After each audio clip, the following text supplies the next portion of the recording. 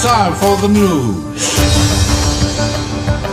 The President of the Republic has decided to grant a financial contribution worth $30 million to help rebuild the Palestinian town of Jenin following the barbaric and criminal attack launched by the Zionist occupying forces against the town and its camp in the West Bank.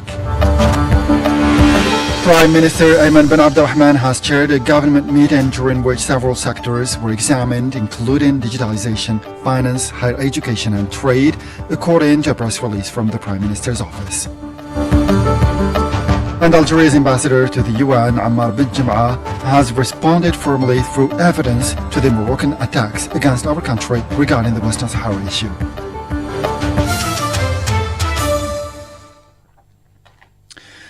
Those were the headlines, and now the news in detail from Radio Algeria International. First, Prime Minister Ayman bin Abdurrahman chaired Thursday government meeting during which several sectors were examined, including digitalization, finance, higher education and trade, according to a press release from the Prime Minister's office. The details with our colleague Said Bougazi.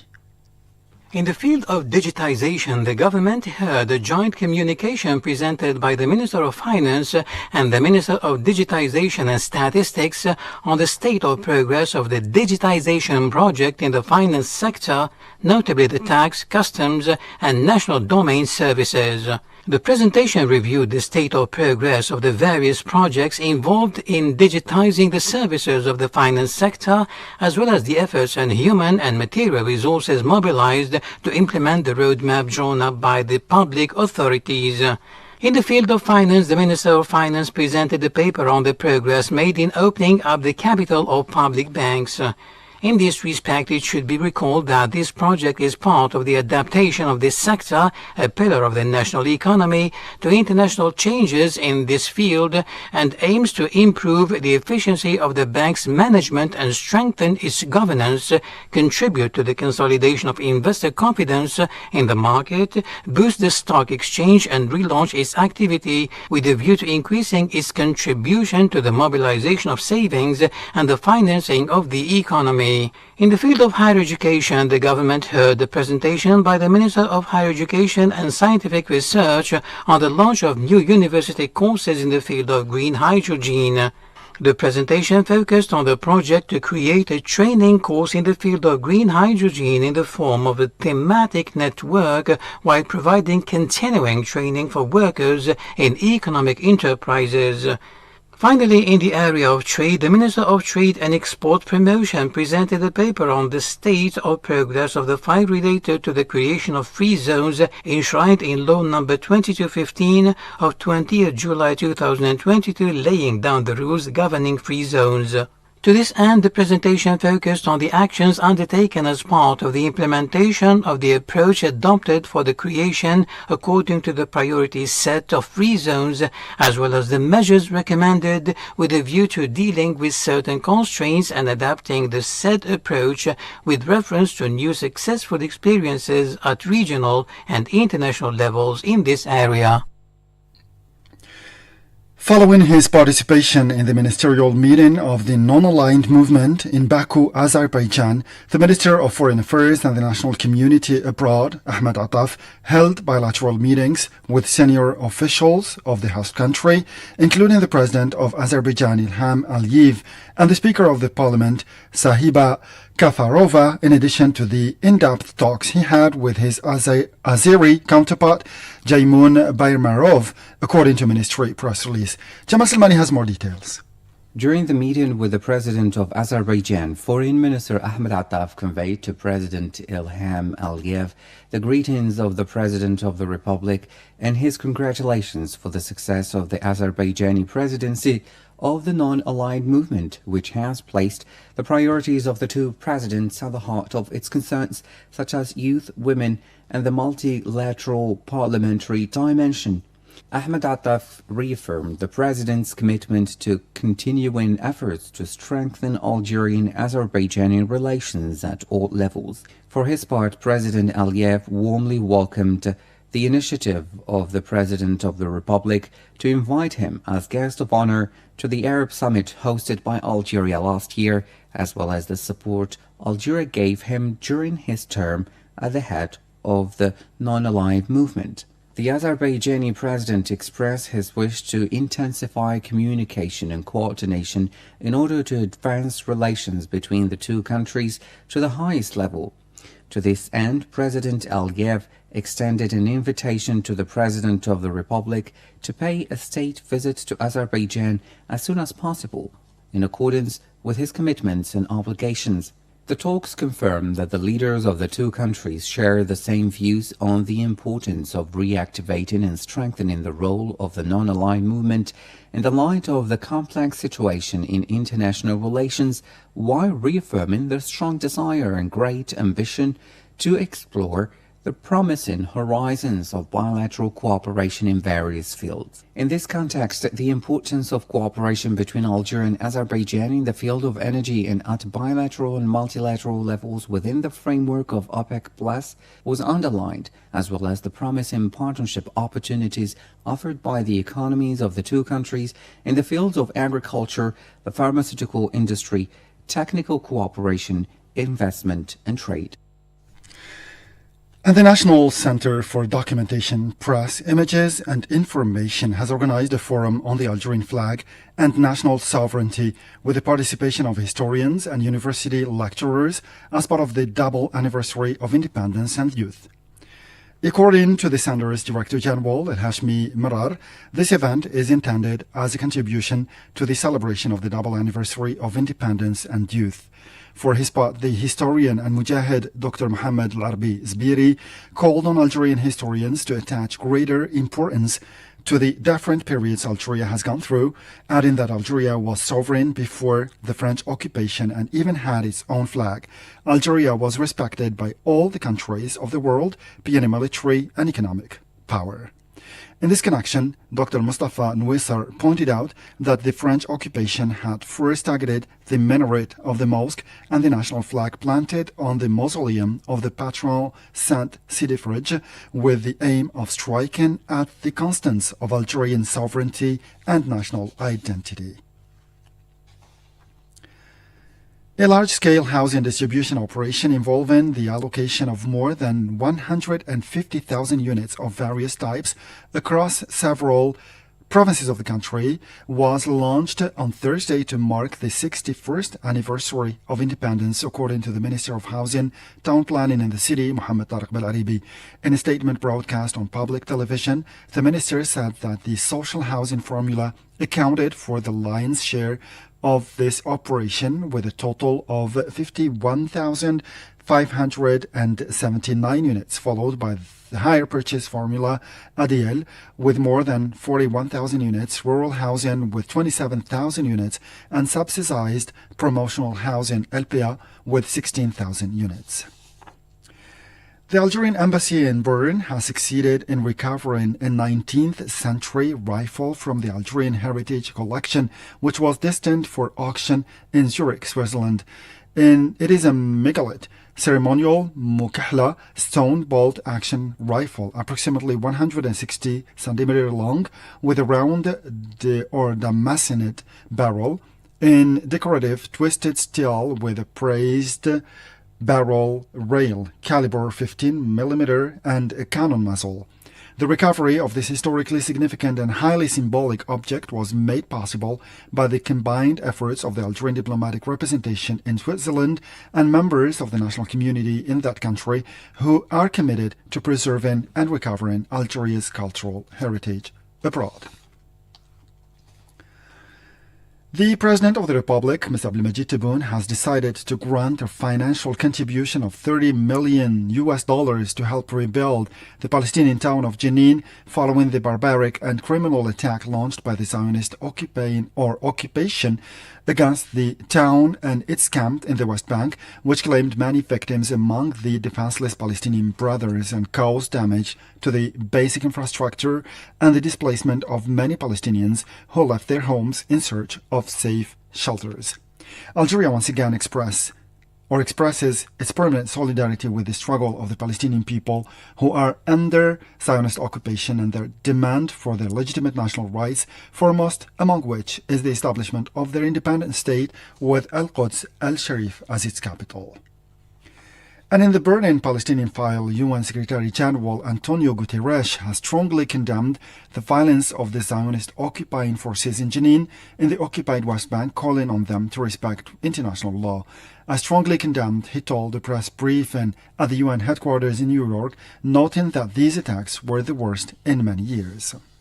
These attacks by the Zionist army in an overcrowded refugee camp were the worst violence in the West Bank for many years, with a significant impact on civilians, including more than 100 injured and thousands forced to flee, Antonio Guterres added, pointing out that the Zionist entity, as the occupying power, has a responsibility to protect the civilian population. He called on the Zionist entity to respect its obligations under international law, including the duty to exercise restraint and to respect and preserve life. On Monday, the Zionist entity launched a large-scale military aggression against the city of Jenin and its refugee camp, which lasted 2 days and martyred 12 Palestinians, including 5 children, and wounded more than 140 others, including around 30 in a critical condition. According to the Palestinian Ministry of Health, the escalation of violence has also displaced nearly 4,000 Palestinians from Jenin, according to the local authorities. Elsewhere, and is still in the continuing cycle of Zionist despicable violence against the Palestinians, 2 Palestinian youths were shot and killed today morning by Israeli forces fire in the old town of the occupied West Bank city of Nablus. Israeli forces targeted their way into the old town and cordoned off a house before fatally shooting 2 Palestinian youths. They were identified as Hamza Maqbool and Khairi Shaheen. Confrontations broke out following the killing of the 2 youths, which led to the injury of 2 other youths with bullet wounds to the back and foot. Now, the meeting of the non-aligned movement held in Baku, Azerbaijan, was marked by a hot debate on the question of Western Sahara, during which the Algerian ambassador and permanent representative to the UN, Mr. Ammar Ben Jem'a, responded firmly, putting forward strong evidence against the allegations made by the Moroccan representative Omar Hilal, who attempted in his speech to attack Algeria. Jamal Silmani has more details. Used to these comical roles as a mouthpiece for the Mahsen regime, he didn't have the courage this time to mention Algiers' name directly, contenting himself with indirect allusions.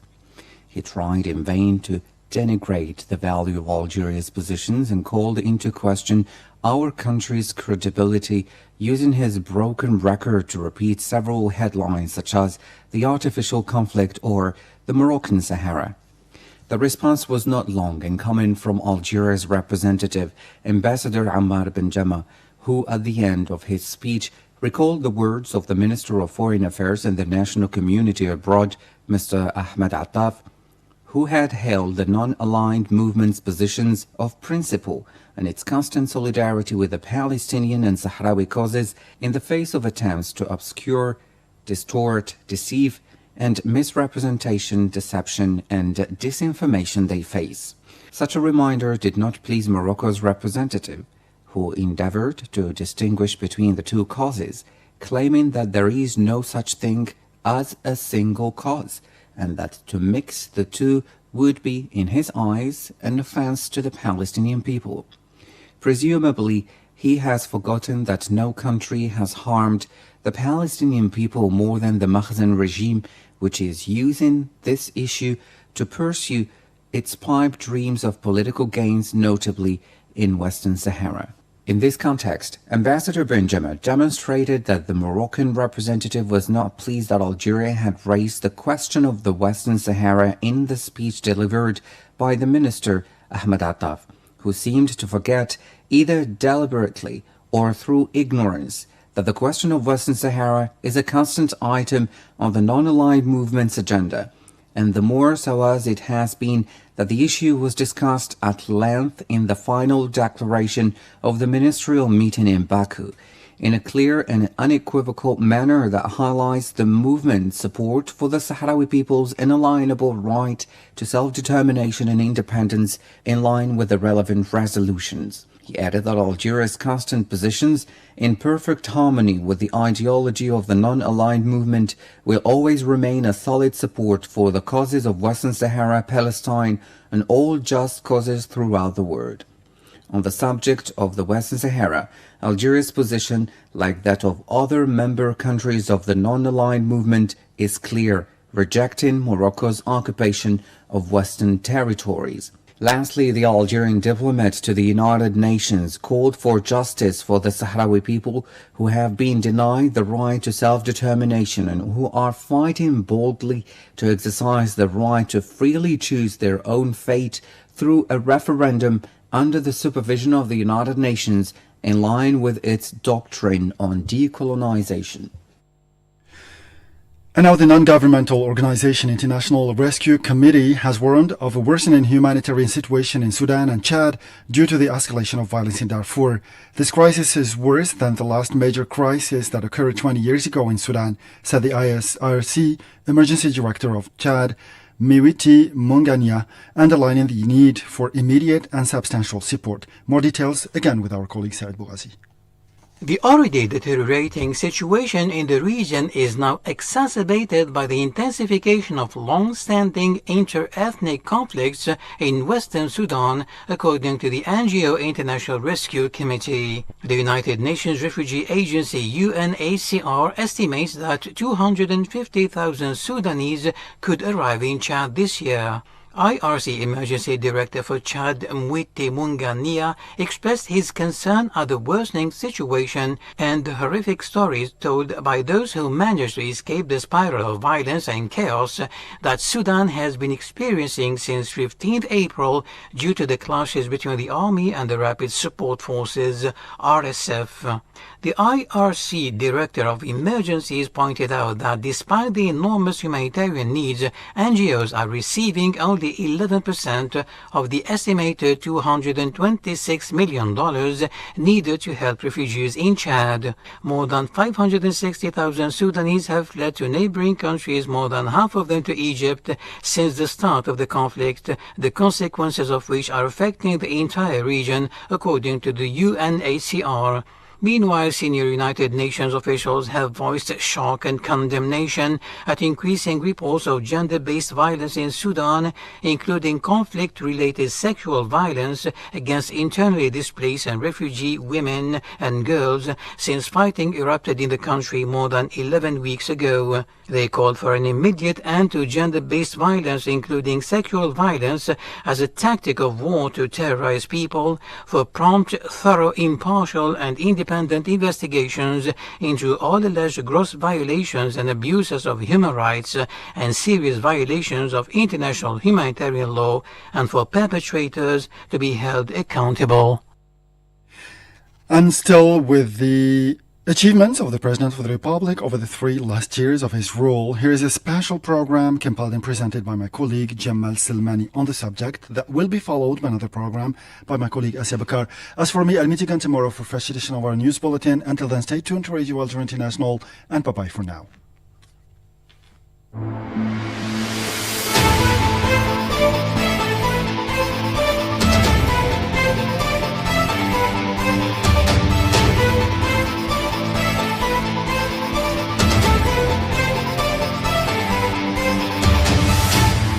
Algeria has witnessed since the election of the President of the Republic on December 12, 2019, a strong dynamic towards a constructive democratic change, which reinforces the principles of transparency, integrity, and enlightened governance.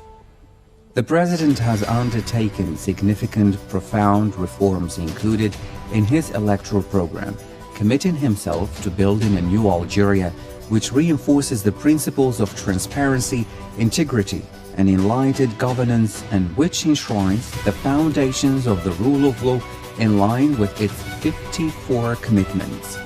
The new constitutional provisions, as well as the provisions introduced by the revision of the organic law on the electoral system have enabled the renewal of the political class, the achievement of equality between men and women, then giving the opportunity to young people and academics to access the political sphere. It contributed to an overall change that affected the composition of the National People's Assembly during the June 2021 legislative elections, as well as the municipal and provincial people's assemblies after the November 2021 local elections, while highlighting the significant change in the composition of the Council of the Nation following the last partial renewal.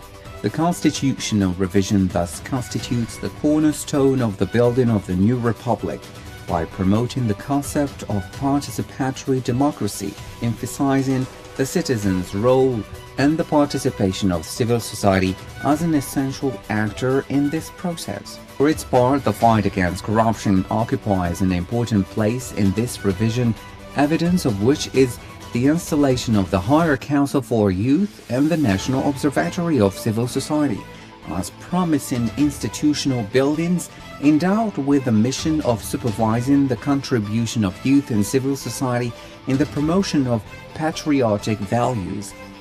The issue of preserving the social character of the state was one of the priorities of which the President of the Republic attached great importance, always repeating that the interest of the ordinary citizen comes first. At the diplomatic level, the direct impact of the vision adopted by the President of the Republic, which resulted in the strengthening of the independence of political decision-making and the support of the sovereign positions of the Algerian state, in particular concerning the Palestinian question and the question of Western Sahara, as part of the principles of Algeria linked to the support of the right of peoples to self-determination.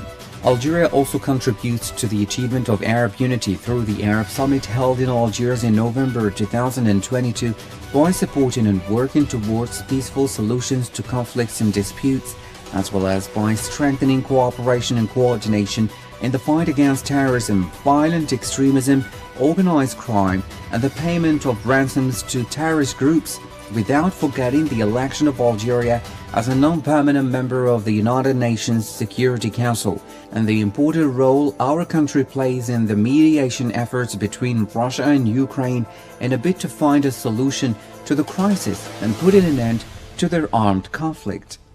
Meanwhile, the celebration of Independence and Youth Day allows Algerians to remember with respect and veneration its martyrs who resisted the injustices of colonialism through all time and eras since 1830 until 1962.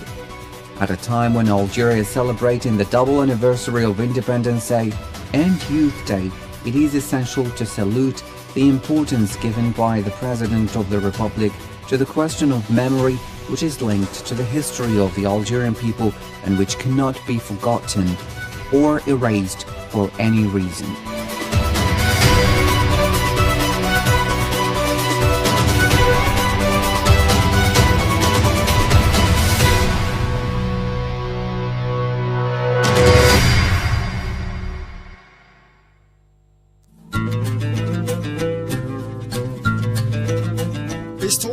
Artwork, a weekly program that tells stories flavored with art.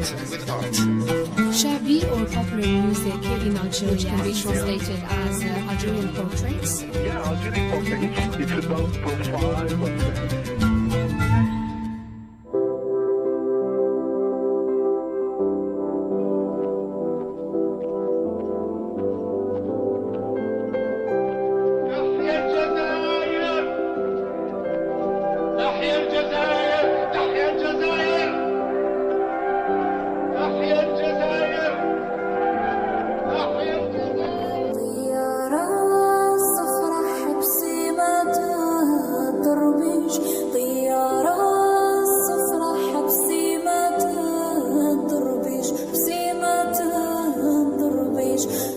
Dear listeners, and welcome to our program, A Story in an Artwork. Today's story is literally sung in tears, but the grief in it doesn't but make its message well understood by different generations. Today's story is told in a poem entitled طيارة صفراء or Warplane.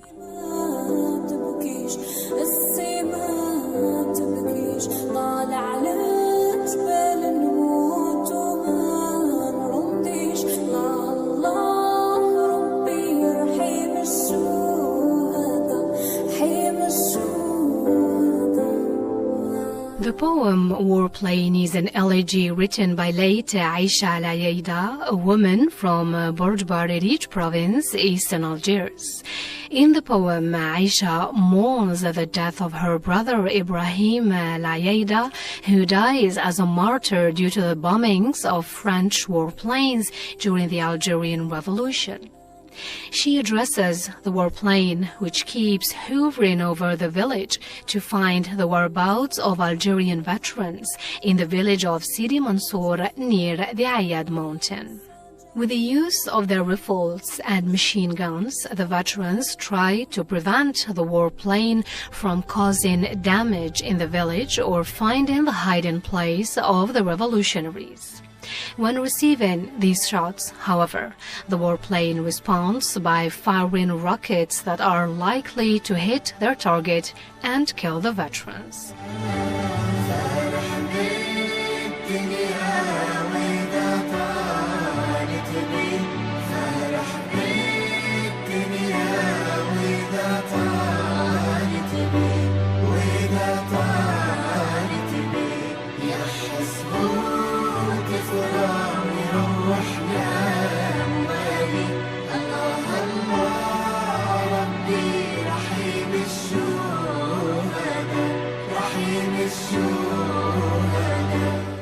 Aisha hears that Ibrahim and his companions clash with the warplane. She says, quote, "I remember the day he joined the revolution. He was happy, young, and proud.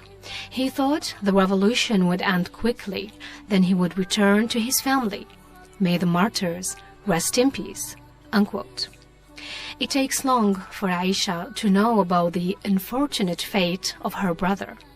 Knowing that he is under attack, she has no choice but to address the French warplane that is bombing her brother. Quote, "Hold on, warplane, stop bombing. I have only one brother." Unquote. She then consoles her mother and remembers how she cried when Ibrahim joined the revolution, saying, quote, "I know that my son will never come back." Unquote. In the poem that has become a song, Aisha talks about other veterans when they are hosted secretly by the villagers.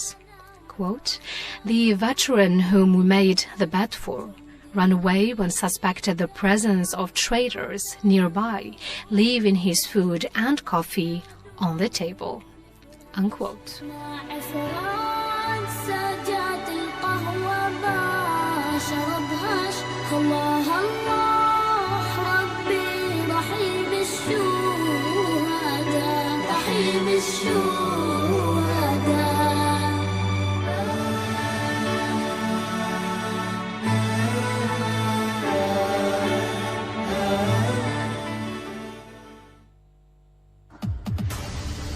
الدومية فترة إخبارية صباحية